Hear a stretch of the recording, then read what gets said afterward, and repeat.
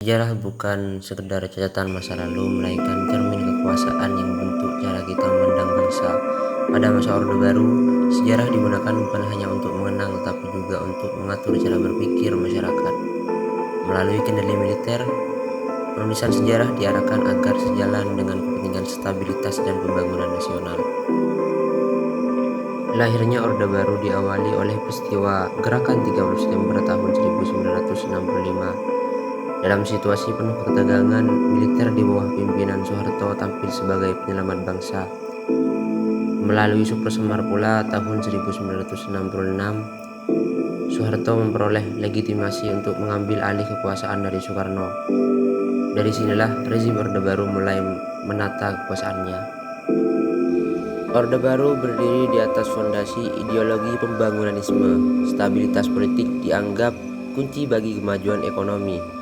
Sementara militer berperan menjaga stabilitas tersebut.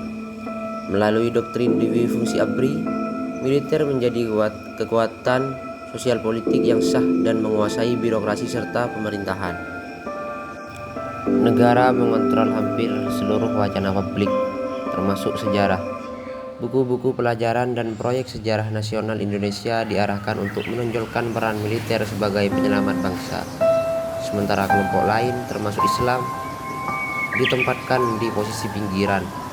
Sejarah dijadikan alat legitimasi kekuasaan.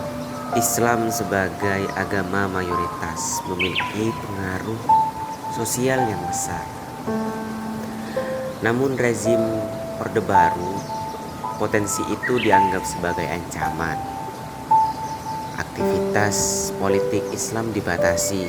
Partai-partai Islam dilebur menjadi PPP atau P3 dan asas tunggal Pancasila diberlakukan. Islam diarahkan hanya sebagai kekuatan moral dan budaya, bukan politik.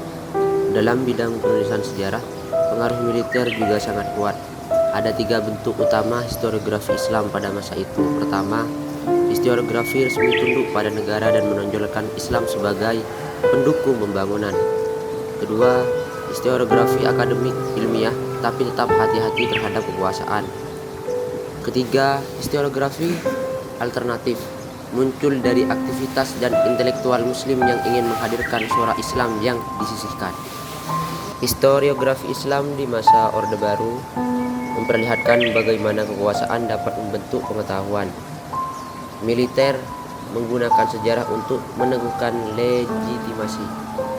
Sementara kalangan Islam berusaha menulis ulang sejarah mereka sendiri.